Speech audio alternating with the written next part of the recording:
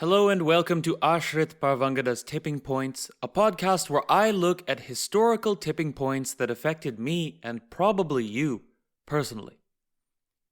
Welcome to the season of the podcast, Dark and Deep, where I drill deep into how oil changed all our lives in a way that I think hasn't been concisely explored before.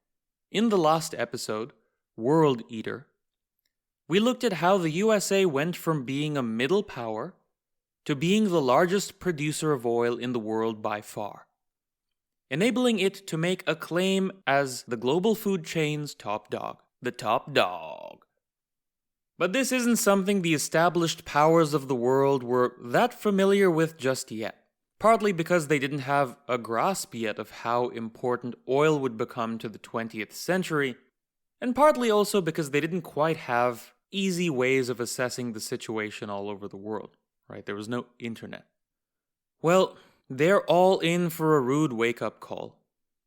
In July 1914, Archduke Francis Ferdinand is assassinated, marking what many agree is the first domino in the chain that would become World War I. And oil is about to make a splash. This episode is called Changing Tides. Here we go.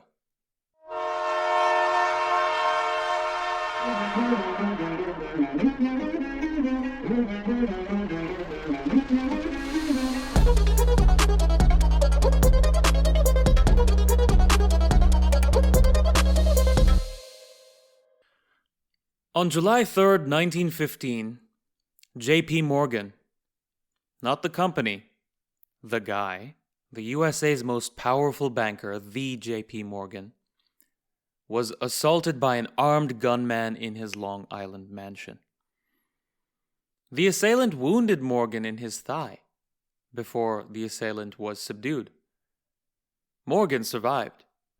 The gunman turned out to be a former German teacher at Harvard. The day before the assault on July 2nd, he had set off a bomb at the U.S. Capitol. In 1915, the USA was still politically neutral in the war, and theoretically they could trade with anyone, making them economically neutral on paper at least.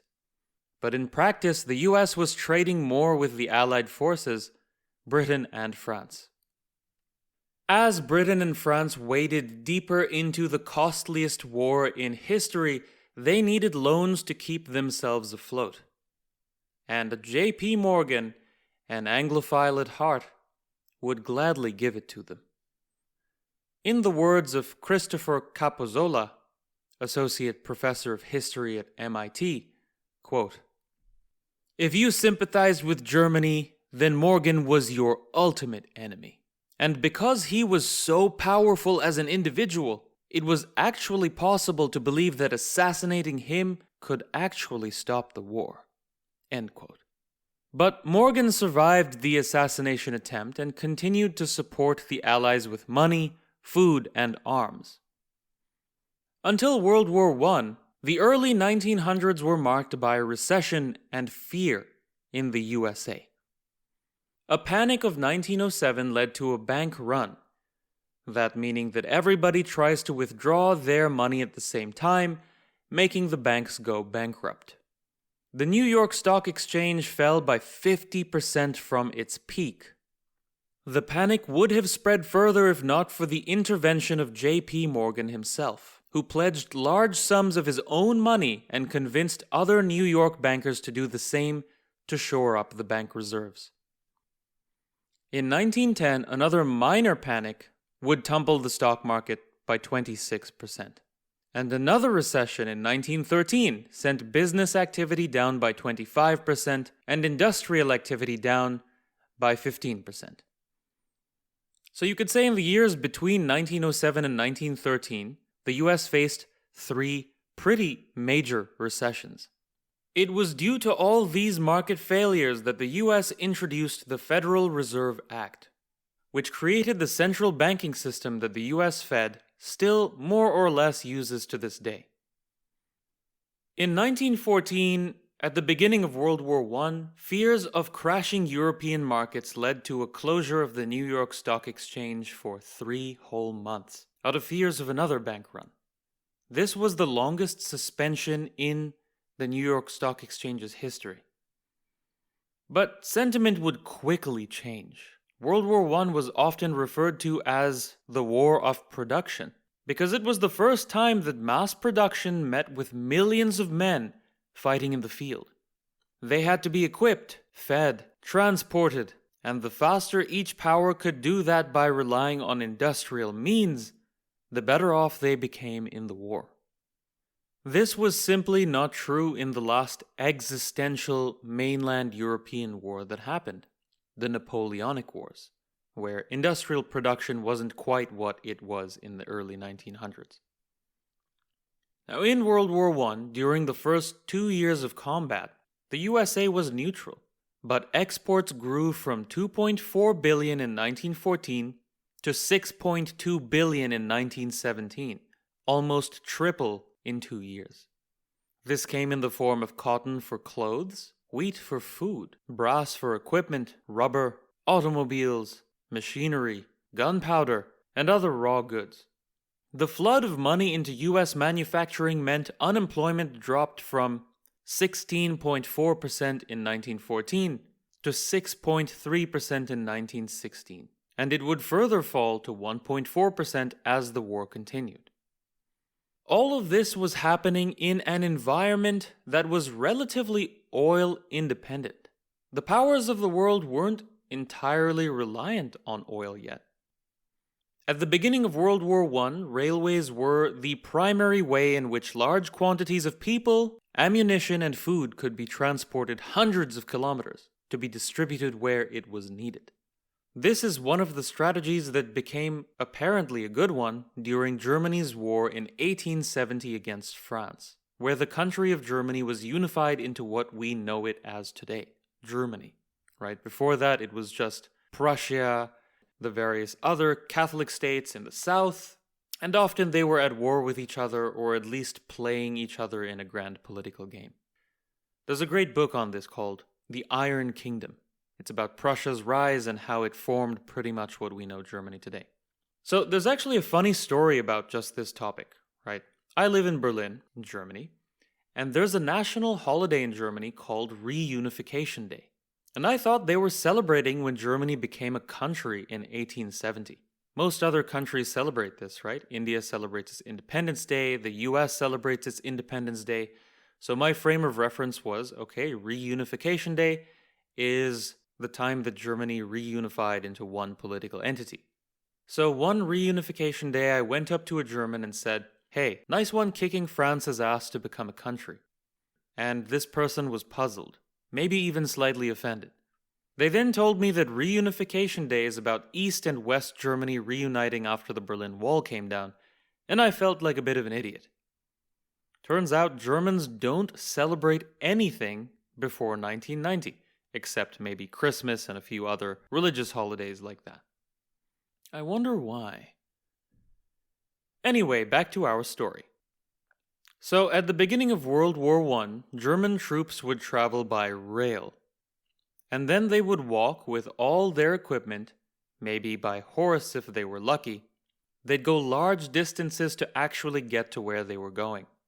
Fun fact, at the start of the war, there was 1 horse for every 3 men. Horses were about to have a gruesome time. Through the war, 8 million horses died. When the war started, hundreds of thousands of troops would be sent by rail and would concentrate in certain regions. For example, at one of the first battles in the war, Battle of Marne, the Germans created 7 armies. Many of them had more than 100,000 men. The first army of the 7 had nearly 400,000. Just to put things in scale and get a comparison here, in the largest pre-World War I battle, which was roughly 100 years before that, it was the 1813 Battle of Leipzig in the Napoleonic Wars. A total of roughly 500,000 troops, a total, right? Not one side's army, a total of 500,000 troops faced off against each other, more or less evenly divided between French forces and the coalition against the French, which included various European powers. Between all of them fighting over about 3 days, they expel 400,000 rounds of artillery ammunition. That's roughly 130,000 rounds a day, and the battle ends in 3 days. That is a lot of ammunition, right? That's probably on a scale that the world had never seen before that. But it's over in 3 days. The fates of countries were decided in these battles that lasted less than a week. And this had been true for all of history going up to this point. And the reason that battles were so short is because all your troops and ammunition and food was roughly there, around the area of battle. You had supply chains that used primitive road networks. If you're shooting 130,000 rounds of artillery per day, you simply can't move this magnitude of stuff from the factory to the field in the volumes that you need. And so the battle ends in 3 days. The resources in play are all available locally only. But World War I was a different beast. As we saw, coal was now a big factor in the early 1900s, and a large reason for that is rail transport. People could be moved around countries or even the world. British troops and food were coming in from India, French troops from Africa. Resources could be moved right from the mines to the ports, to the factories where they would be manufactured into things, like bullets, to the supply camps of the soldiers who needed them. In World War I's Battle of the Somme, now just comparing to the Battle of Leipzig and the Napoleonic Wars, right? So in World War I's Battle of the Somme, on just the first day of battle, the British forces alone fire more than 1.5 million shells. In the Battle of Leipzig, they fired 400,000 shells over 3 days by all sides. That was the largest pre-World War I battle in history as far as artillery goes. And the Battle of the Somme, 1.5 million shells in the first day just by the British. And how long would this battle go on? Not for 3 days, not for 4 days, not for 10 days, but for 141 days. Entire forests were leveled. It became like the surface of the moon. And World War I had multiple of these magnitudes of battles. The scale and longevity of these battles increased by orders of magnitude what people knew before it, largely thanks to the changes that railways brought about. But railways had one critical limitation. Yes, they could transport large quantities of stuff long distances for relatively cheap, but as battle lines moved, you couldn't get that quantity of stuff through the last mile very easily. This is one of the reasons that battle lines didn't shift much during the first bit of World War I. At the beginning of the war, the front line for a given battle, just for one army, could extend for 40 kilometers. By the end of the war, this will be in the hundreds of kilometers, but let's just look at the beginning of the war for now. So you'd get your army concentrated in a certain point, build trenches there, and concentrate force against the opposite army hoping for a breakthrough. And you'd be sending more men and more equipment to reinforce this point via rail. And often wave after wave of men would die in these concentrations of force to break through the front line. The most effective way to make these breakthroughs was to be able to move troops between one point of the front line and another quickly. Some had horses and could transport a little bit this way, but many had to do it by foot. There's no rail going along the front line, it's just to get to that region. So let's say we have a 40-kilometer front line for just one army, right? Think of having to walk 25 kilometers by foot, you could say most of the front line, to get to where you're needed. If you can maintain a steady pace of 5 kilometers an hour, which is pretty normal for walking, with all your equipment and no brakes, assuming you're walking only straight, right? No pee breaks, nothing. That's a hard walk already. That'll take you 5 hours. And you need to pee. You need to eat. You might even need to sleep. So in reality, it could have taken these men more. Not to mention, it's probably not a straight walk. You might be zigzagging through trenches. Weather conditions can change. So as the war develops, methods of moving troops quickly along the front lines becomes crucial to how you can concentrate at the enemy's weak points and how you can win this war. Enter the automobile.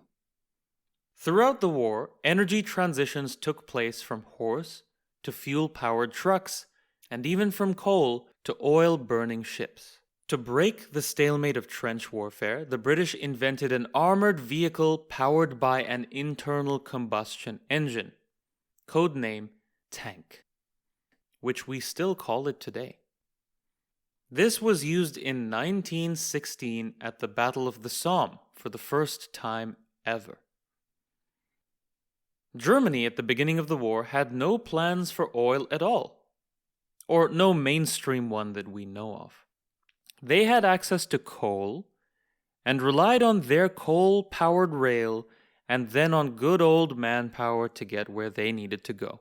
Very effective at the beginning of the war, but by the end they became completely outclassed by their British and American counterparts, who relied on the extensive French highway network and automobiles to change the game.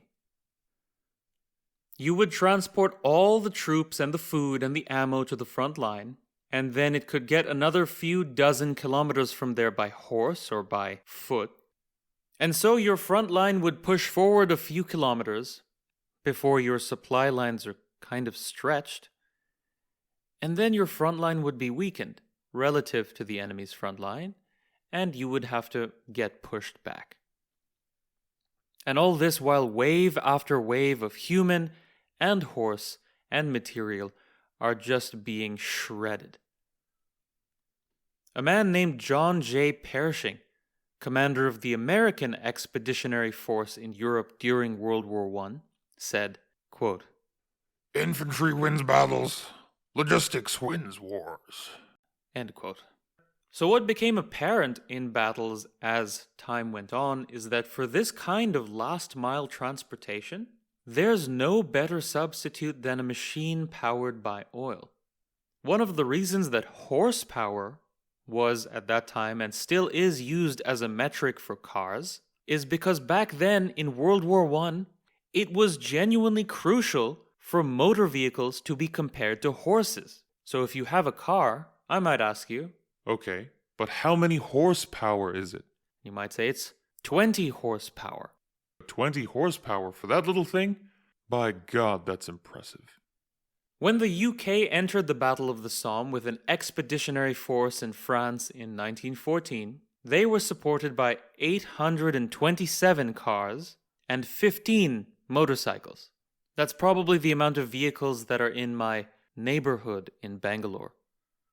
Now, by the war's end, the UK had 56,000 trucks, 23,000 motor cars, and 34,000 motorcycles.